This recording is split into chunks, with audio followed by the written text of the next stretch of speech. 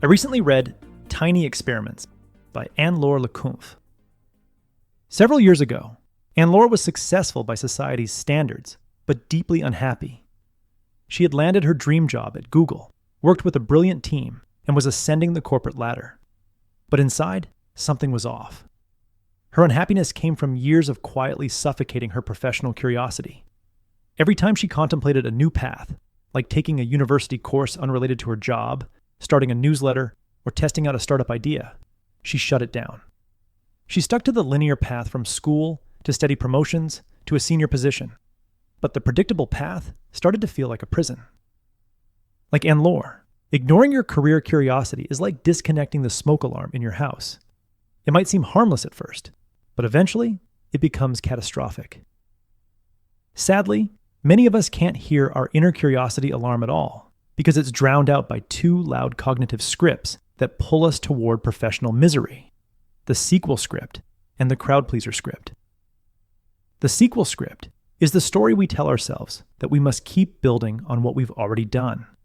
Like a movie studio that greenlights yet another sequel because the last one made money, we follow the same formula again and again. Listening to the sequel script might lead to financial stability, but it rarely leads to mornings where you wake up energized by your work. The crowd pleaser script stems from a belief that we shouldn't disappoint people or risk looking foolish. So if we can't easily justify a change to others, we maintain the status quo. In other words, we say no to unconventional paths because they might raise some eyebrows. Together, these scripts lock us into a linear mindset and prevent us from exploring the unconventional and uncertain detours that may lead to a fulfilling career. It's like planning a cross-country trip to visit a legendary theme park, only to arrive and find it's nothing like the brochure. The rides are closed, the paint is peeling, and the staff look like they gave up years ago. And all the while, you passed up better opportunities along the way.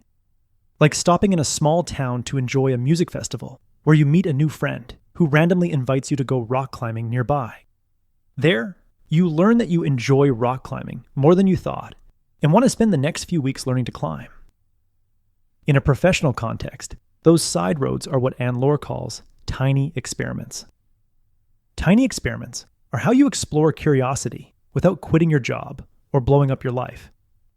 They're short, focused, and designed to create momentum.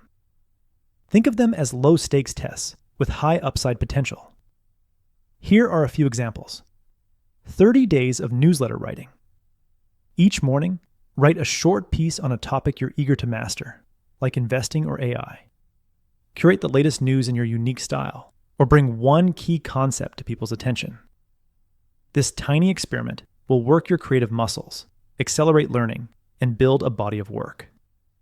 Or maybe commit to a 50 days of contribution tiny experiment where you offer daily help on Reddit or Discord. Choose something you know well, whether it's a specific software program, a certain lifestyle, or a hobby you excel at. Your posts and replies could lay the groundwork for a future coaching career or an online course focused on your niche subject. Or how about this tiny experiment? 100 days of video shorts. Share one quick tip a day on productivity, fitness, or mindset. Make each one slightly different to sharpen your video production skills and see if you enjoy the creative process. Or 12 weeks of full course meals for friends.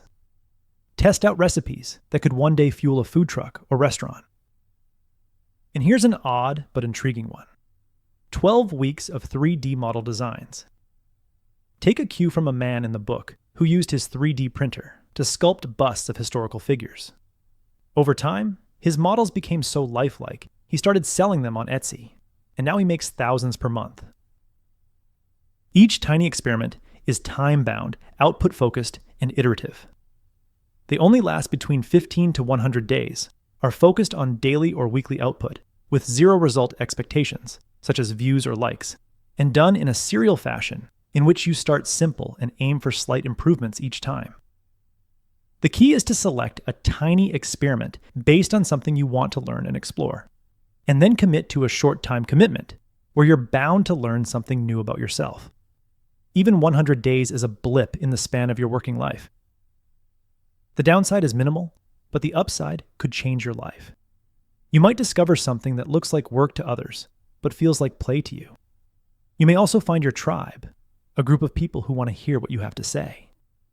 A decade ago, committing to writing one book summary a week for 12 weeks connected me with a community of book lovers, lifelong learners, and personal optimizers. My tribe has taught me many valuable lessons over the years, and their support allows me to do what I love for a living. Now, there's one thing you can add to your tiny experiments to supercharge your learning. It's a tool Anne-Laure calls plus minus next. Once a week, set aside 10 to 15 minutes to create a document with 3 columns. Put a plus sign in the first column, a minus sign in the second, and an arrow in the third. In the plus column, capture what's working well.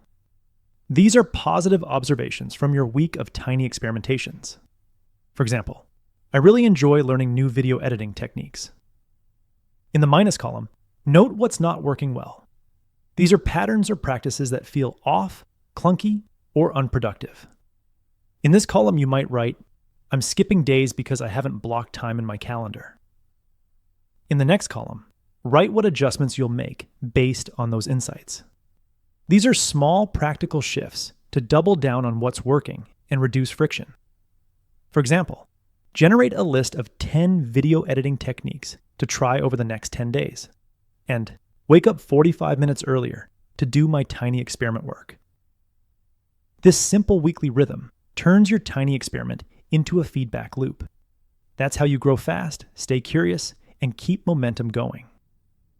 After each tiny experiment ends, you get to use your discoveries to chart your next tiny experiment. Maybe it's more of the same, or maybe it's a completely different venture.